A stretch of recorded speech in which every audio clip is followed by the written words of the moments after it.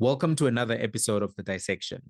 News 24 is reporting that senior ANC members have complained that DA ministers in the Grand Coalition are making the ANC look bad. And you know what the DA ministers have been doing.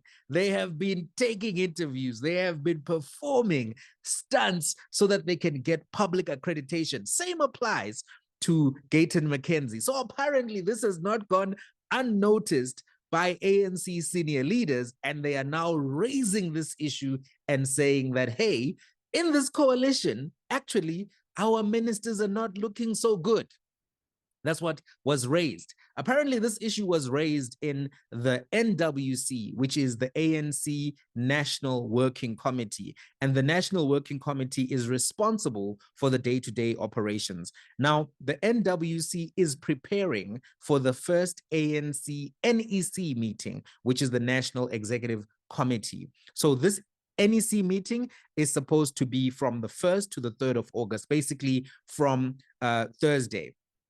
And it's the first one, like I said, since the elections and all of the dynamics that have played out since the elections. So the NEC is the highest decision-making body of the political party between its conferences. It's responsible for leading the organizations, reflecting on the organization's performance and all of the KPIs of the organization, and implementing the decisions of the organization. So apparently at this NWC meeting, serious concerns were raised about what is happening. And this is what has been told to News 24 by an insider. Insiders, they are always involved, leaking to the media, talking to journalists, and this is apparently what happened. So the ministers that are being used as examples who have overperformed or are outshining the ANC cabinet ministers. Apparently, some of the names that came up, Minister Dean McPherson. If you recall, Dean McPherson was one of the early ministers from the DA to come out. First thing that he said is that there's not going to be any new renovations for government officials who are looking for renovations for their houses, no new furniture, no new purchases of accommodation, use what's there.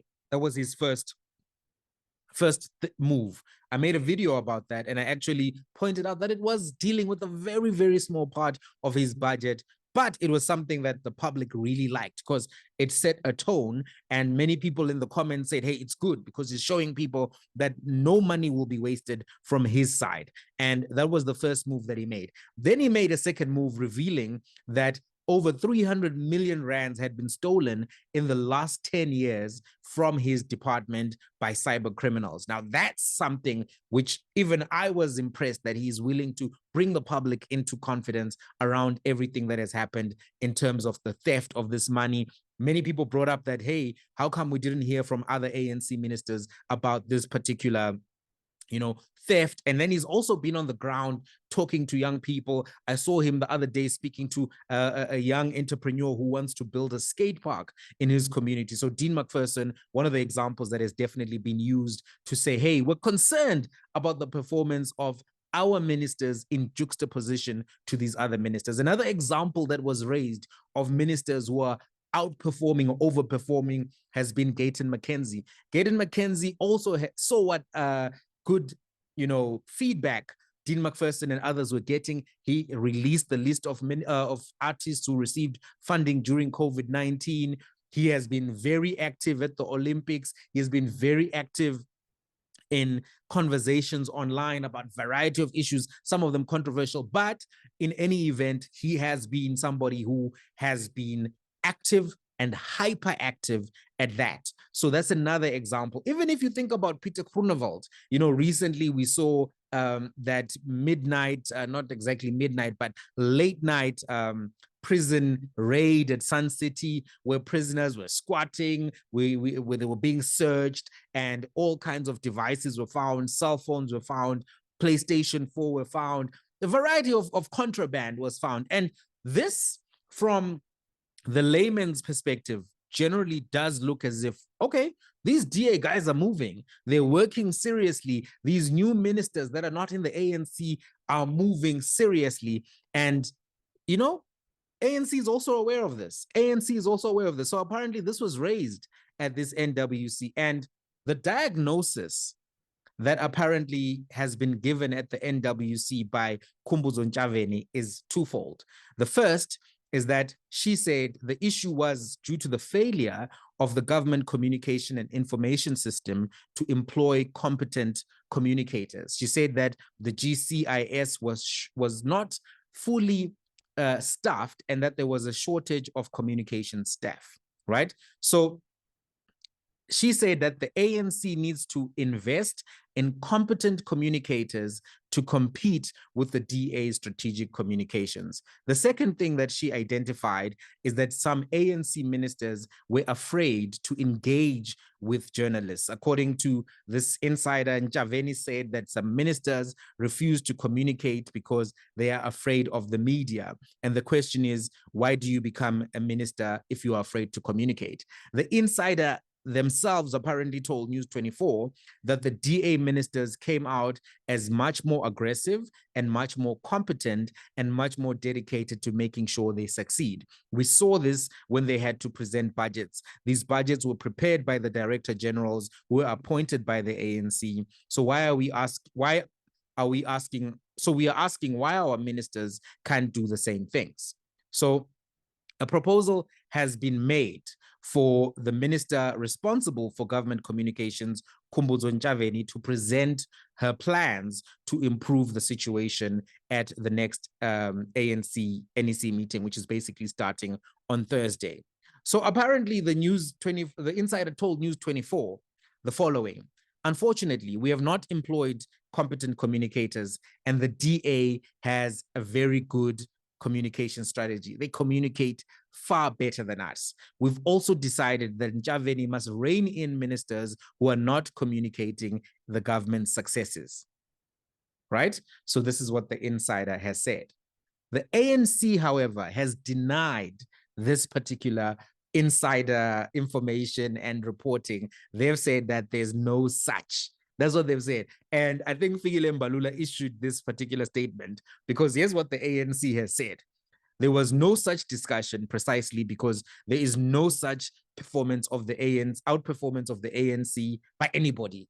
All the initiatives announced by the various departments in the past month are a continuation of the sixth administration's policy program.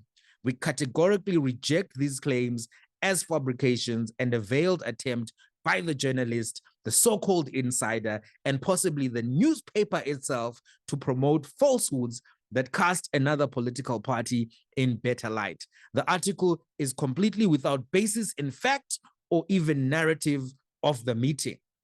This is what the ANC has said in response to this reporting, right? And they've actually said that what's on the NEC agenda is the ANC's electoral performance and a proposal from the NWC that regions must account for the party's abysmal performance. The plan, according to the ANC official statement, is to assess the damage caused by the MK party on the branches. The second thing that will be on the NEC agenda is to discuss the coalition and the upcoming national dialogue, which has been mooted by former President Thabo Mbeki. So they are saying that he must come and provide more details about this. Now, here are my thoughts. Firstly, on is this reporting likely to be true? News 24 is a publication that leans in favor of the Democratic Alliance. They were one of the publications which was very, very aggressive in pushing for the Democratic Alliance, for the DA and the ANC to go into coalition. They wrote very favorably even of the Moonshot Pact. If you recall, the Democratic Alliance was putting a lot of parties together to basically, in my opinion, starve those political parties of opportunity while pretending to them that they were going to go into government together. The whole Moonshot arrangement was covered by News 24 quite extensively. And when they were having their events, their seminars, they always made sure that the DA was in a prominent position. So I think that it's fair to say News 24 and its editorial team, such as Adrian Basson, are very favorable to the Democratic Alliance. Also, when it comes to how the owners of News 24, NASPAs,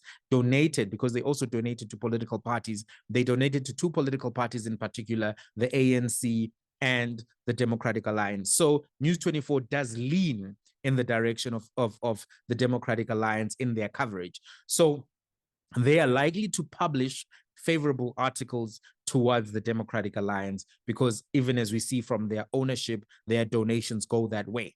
However, I don't think that this reporting is wholly inaccurate. I think that this probably did happen, and I think obviously the ANC can deny this and has to deny this, right? One of the biggest challenges in a coalition arrangement is differentiation. Another is credit. Political parties have to find a way to show that even though they are working together and they have something unique and valuable to, what am I trying to say? Political parties have to find a way to show that even though they are working together, they themselves have something unique and valuable, which is better than their partners. They have to differentiate. Number two, they also have to find a way to get acknowledgement from the public for their particular actions. The reason why these two things are important is that there's going to be another election down the road.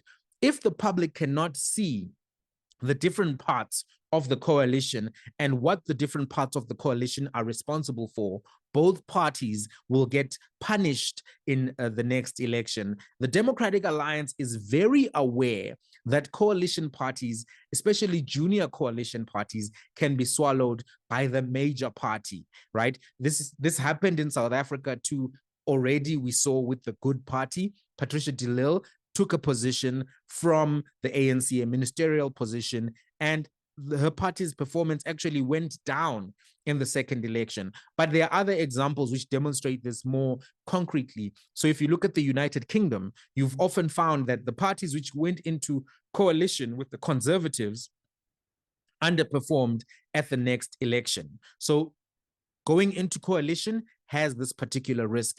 And if you then are aware of this as the Democratic Alliance, you will then try to mitigate the risk, right? Some of the people who've actually worked for the Democratic Alliance have also worked as strategic consultants in the United Kingdom, in Europe, as a result of their experience and work in the Democratic Alliance. So they're going to be aware of the dynamics in Europe. And as a result, we saw particular decisions of the Democratic Alliance to start calling themselves DA ministers, to communicate with the public, to be active on social media. Dean McPherson, for example, is very active on social media, but he's not the only one who's active on social media. John Steenhuisen is posting much more on social media than he has, even as leader of the Democratic Alliance, right? So it's something that is very much a reality within the dynamics. Also, parties like the Patriotic Alliance know that they have a unique opportunity to use a government department and a ministerial position to build a profile for their leader, a bigger profile and bigger credibility for their leader. Both the Democratic Alliance and the Patriotic Alliance have got incentives to engage with the public on social media and on mainstream media, and they have been taking advantage of that. So it is true that when you are an ANC senior leader looking at the public discourse, looking at what voters are talking about, they are actually agreeing that the Democratic Alliance ministers and the Patriotic Alliance minister, Gayton McKenzie, is performing better than the ANC. In fact, if I were to ask you right now, we can talk in the comments also about this. Who do you think is doing a better job right now? The DA ministers or the ANC ministers? Who do you find has taken the job of being a minister more progressively, aggressively, and has really tried to get the public on side with them? Is it Democratic Alliance?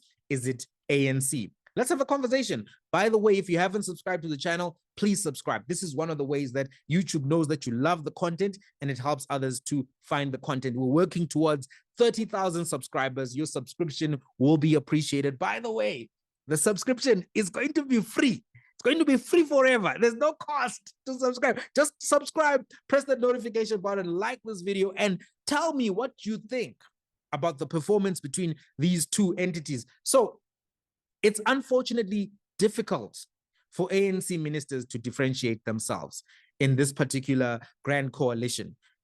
for several reasons. I'm going to give you 4 reasons. Number one, some of them are honestly not doing a good job. So there's nothing to differentiate when you're not doing a good job. Some ministers have been criticized and scored very lowly by people who look at these things for a very long time. For instance, Stella Ndabeni-Abrahams, Mail and Guardian used to do this report card. I think they still do a report card of government ministers and how they are performing. One of the worst performing ministers, Stella Ndabeni-Abrahams, even in small business, nobody has really ever been impressed with her performance in that portfolio. And people are still unimpressed with the performance in that portfolio. Right now, we're getting reports that soldiers have died in the Democratic Republic of the Congo. So if you're Angie Musheka coming into that portfolio, what are you really going to do that's different, better, and actually shows that you are a new broom, especially when people just saw the bad performance that you gave in the Department of Basic Education. Some of these ministers are not doing a good job, and there's nothing that they can go to the public to talk about, right? 2, other ministers cannot expose problems in their department because that exposure will lead to questions about their predecessors in that department who are also ANC members, and questions about the party leader himself, Cyril Ramaphosa, to say, how didn't you know this was happening and why did you not fire these particular people, right? I saw a lady who recently got acquitted, an insider within the South African Police Services. She was charged. She recently got acquitted. I think it was today or yesterday. Some of the accusations that she made about Begicele and a lot of questions that she raised were really concerning. So if you're a minister coming into a new department and you find that, hey, your colleague has got skeletons upon skeletons, it's a whole mortuary up in there, what are you going to do? There's nothing that you can do because organizationally, you have an incentive not to vezza those skeletons or reveal those skeletons, right? 3, some ministers are not savvy when it comes to digital media. They are not on Twitter. They are not on TikTok. They are not on LinkedIn. They are not having direct conversations with the public where they can actually be capable to do this. Others are also not willing to talk to journalists because journalists they'll cook you, they'll fry you, they will put you in the oven and they will bake you at 250 degrees Celsius if you are not adequately prepared. And some of these ministers don't want that commotion. They don't want that heat. They don't want that embarrassment. Do you remember when Mehdi Hassan, this international journalist, interviewed Balega Mbete? Oh my word, it was chaotic. It was shambolic. It was atrocious. And these are kind descriptions of what happened in that particular interview. So this is a reality. Some of these ANC ministers, they don't want this engagement. And some of them also think that, they are above being questioned because, we fought in the struggle. We are the ones who brought you this independence. And now you are asking us questions about how. Some of them have this attitude that they are above accountability. And you can see it in the way that even in parliament, they don't want to respond to anything. It's a whole, which is to say, I fought for you, but you are disrespecting me now by actually asking me questions. They think they are senior, and they think that as a result of that seniority, they don't have to account to anybody. And finally, some of these ministers actually are good at social media. They know how to use social media. They are always on Twitter, on TikTok. But guess what? They don't engage actively. Why?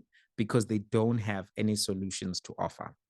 So even though they are on those social media platforms, you won't see them tweet much, you won't see them say much, because they actually need this distance. They have to create digital distance and make it very hard for you to reach them, because they use that distance as a shield from direct and expedient accountability.